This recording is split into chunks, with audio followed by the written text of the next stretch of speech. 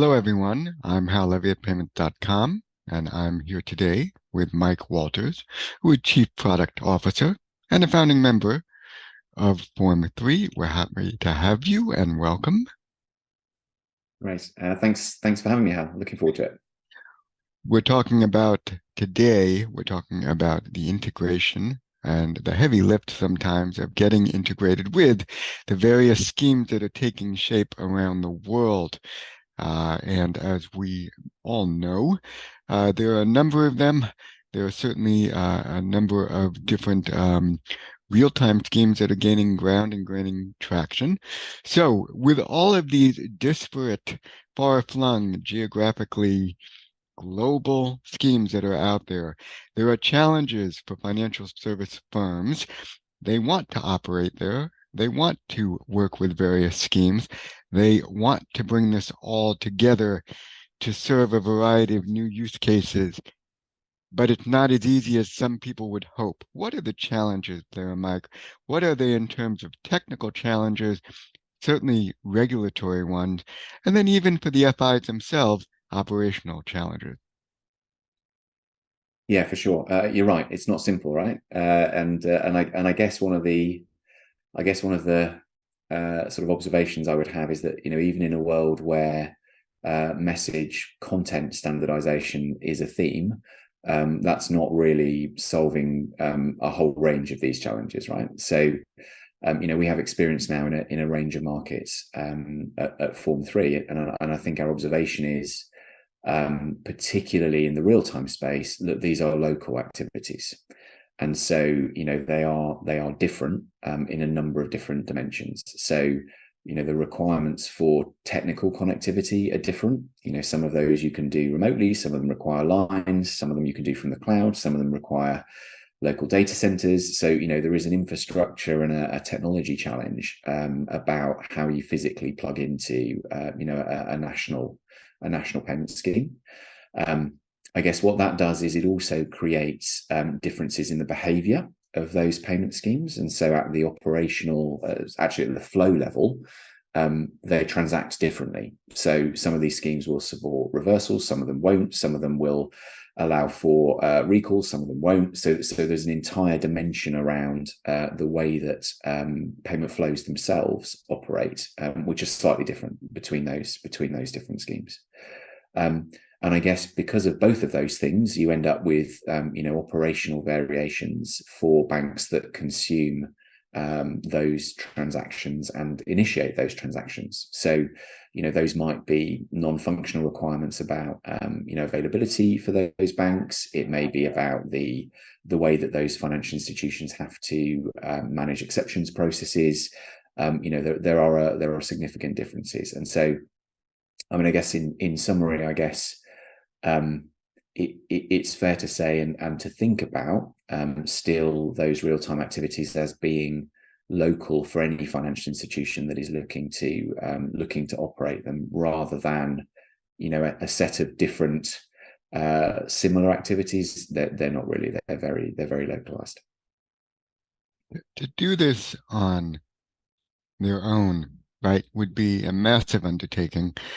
Probably certainly ambitious, and in many cases, I'll say futile, because there's just too many moving parts. So with that, we're seeing the emergence of payment as a service, which I think does two things. One is it certainly starts to address the technical heavy lift we're talking about. Two is I think it actually starts to anticipate some of these moving parts as they continue to move. Regulatory schemes are not static, they do evolve. What are you seeing in the continued evolution of payment as a service? How does it help FIs, but also fintechs, navigate the way things might change over the short term in a given geography or scheme, and then to anticipate what's going to happen over the long term? Yeah, so I guess the thing that's been changing is the ability for technology that's been available in other industries to be deployed against this as a challenge. So we at Form 3 we've built a platform service to sort of help to manage that. And I suppose, what does that mean? It means that using organizations like us using the technology that we use means that it's a single API integration for our customers, and that is the same for each area. So when we look at differences, we're doing the job of trying to harmonize those as best we can. It's not foolproof, but we've done some analysis between different payment schemes, and you can get to 90-95% effectively reuse. So if you do the investment to connect to one, you get a high degree of reuse when you do a second, when you do a third, when you do a fourth, and effectively you're putting the burden on those differences and the harmonization of those differences onto your technology provider. I guess the second thing that does is it also transfers a significant portion of the sort of maintenance overhead of the infrastructure onto that provider. And so, that maintenance may be, security driven, it may be resilience, it may be scaling.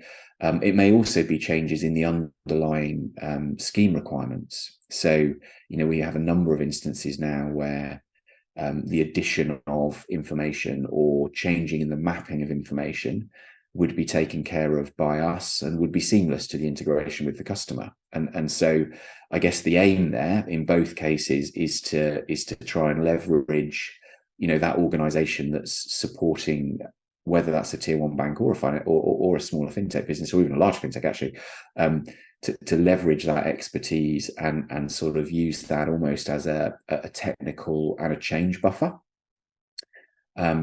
And I guess one of the things that we've also observed as a result of that is it allows for financial institutions to take on transformation, but with a fixed point.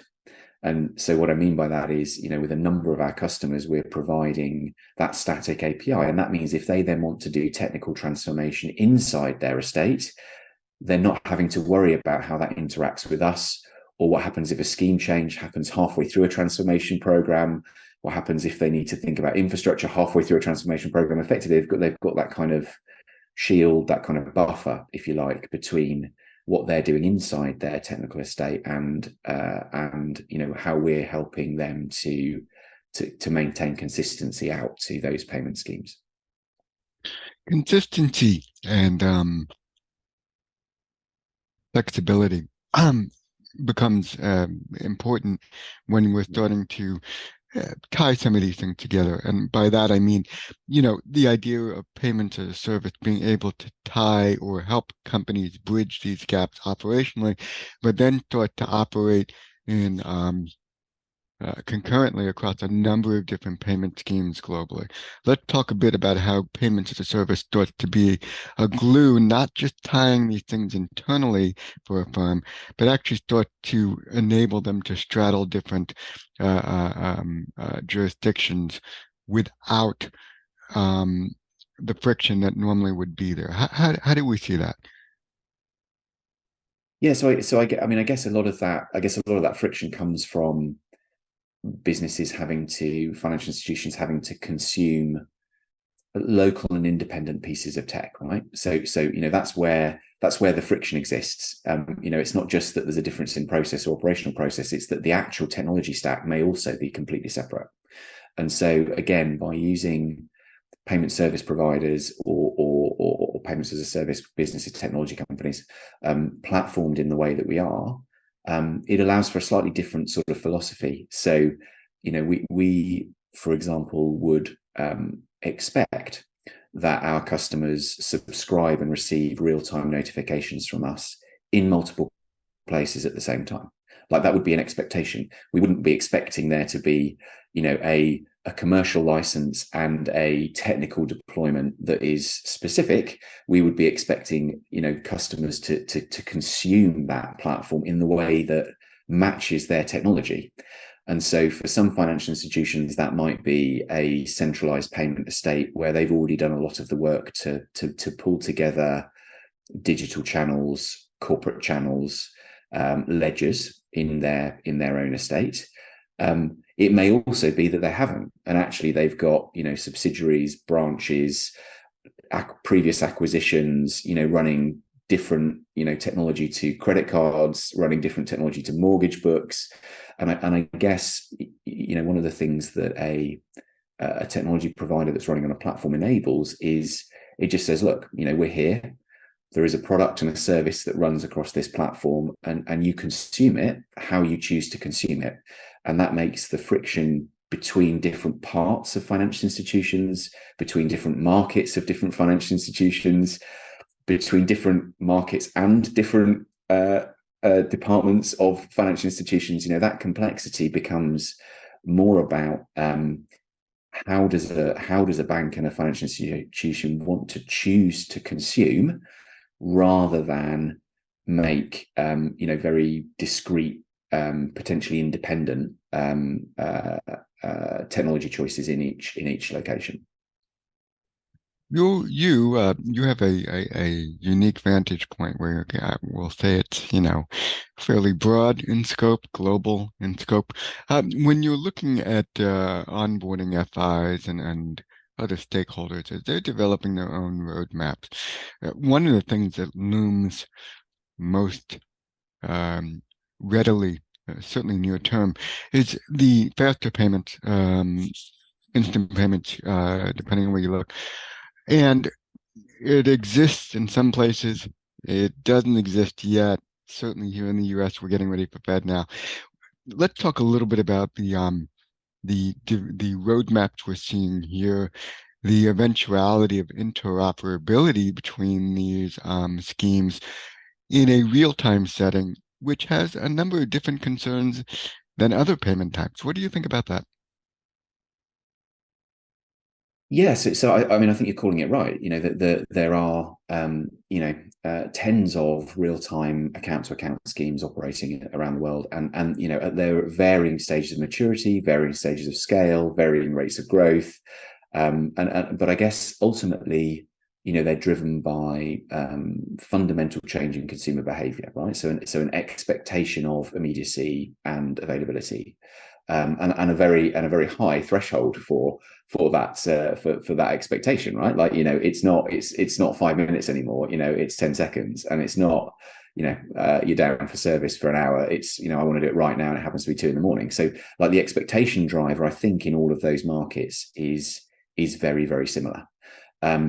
I guess in terms of the sort of the convergence of those over time, I guess